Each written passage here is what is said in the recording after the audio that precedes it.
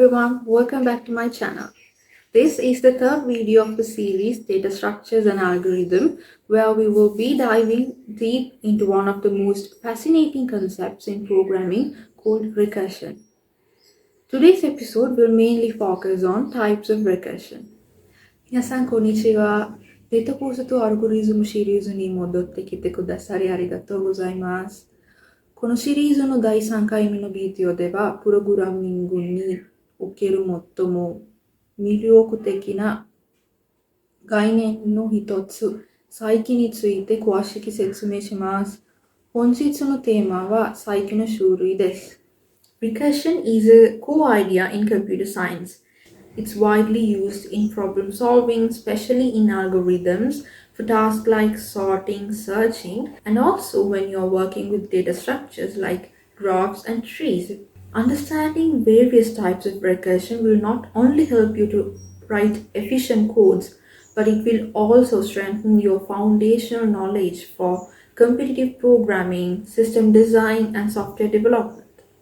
By the end of this video, you will have a clear understanding of what is recursion and different types of recursion, how they work, where to use them. So let's get started. What is recursion? Recursion happens when a function calls itself as part of its execution. It's a way to solve problems by breaking them down into smaller, simpler subproblems. Recursion typically involves two main components, base case and recursive case. Base case is the condition where the recursion stops. Without a base case, the function will call itself infinitely, causing a stack overflow. Recursive case is where the function reduces the problem into smaller subproblems and calls itself. 再帰とは何ですか？再帰とは関数が自分自身を呼び出すことです。問題を小さな単純なサブ問題に分解して解決する方法です。再帰には主に2つの構成要素があります。規定ケース、再帰ケース。規定ケースは再帰が停止する条件です。これがなければ関数は無限に自分を呼び出し、スタックオーバーフローが発生します。再帰ケースは問題を小さなサブ問題に分解し、自分自身を呼び出す部分です。For example, calculating the factorial of a number n is a classic example of recursion. The formula is given below. The code provided is written in Java language. So the base case is if the given number is equals to 0, then the execution will be stopped. If the recursive case is if the number is not equals to 0, then it will find the factorial of the given value. In this video, we will be discussing 5 main types of recursion in detail. Direct recursion, indirect recursion, tail recursion, non-tail recursion, and nested recursion. Direct recursion. This is the simplest type of recursion where a function calls itself directly. For example, we'll take finding the sum of the first n natural numbers. Here, the base case is if the given number is equal to 0, then the code will stop executing. And the recursive case is if the given number is not equals to 0, then it will find the sum of the natural numbers. In direct recursion, the flow of execution is straightforward as the function calls itself until the base case is met. 直接再帰。最初の種類は直接再帰です。このタイプでは関数が直接自分を呼び出します。例として最初の n 個の自然数の合計を求めるプログラムを考えてみましょう。ここでは関数3が自分を呼び出し、規定ケースに到達するまで続きます。直接再帰はわかりやすくシンプルです。Indirect recursion. Here, a function does not call itself directly but instead calls another function which eventually calls the first function again. Example, two functions A and B are calling each other. The code is provided. Here function A calls function B and function B calls function A. This back and forth calling between functions creates indirect recursion. Indirect recursion can sometimes be tricky to trace, but is used in scenarios like finite state machines and solving complex problems involving mutual dependencies. 2番目の種類は間接再帰です。このタイプでは関数が自分を直接呼び出すのではなく別の関数によって呼び出され、その関数が再び最初の関数を呼び出します。2つの関数、ファンクション A とファンクション B を使った例を考えてみましょう。ここではファンクション A がファンクション B を呼び出し、ファンクション B。ここではファンクション A がファンクション B を呼び出し、ファンクション B が再びファンクション A を呼び出します。このような関数間のやり取りによって間接再帰が起こります。Both direct and indirect recursions are used to break down problems into smaller, repetitive instances.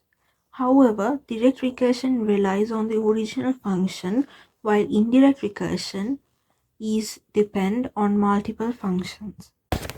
Tail recursion. Tail recursion occurs when the recursive call is the last operation performed by the function. This type of recursion is memory efficient as it allows the compiler to optimize and reuse the current function's stack frame. Example, the sum of the first n natural numbers using tail recursion. Here, the recursive call is the last action in the function, making it tail recursive. Tail recursion is important because many compilers optimize tail recursive calls to use less stack space. 次に末尾再帰について説明します。末尾再帰は再帰呼び出しが関数の最後に実行される場合に発生します。つまり再帰呼び出しの後に処理はありません。例として最初の n この自然数の合計を末尾再帰を使って書き直してみましょう。ここでは再帰呼び出しが関数の最後に実行されるため末尾再考となります。末尾再帰は多くのコンパイラーが最適化を行うためスタックスペースの使用を減らすことができます。Non-tail recursion.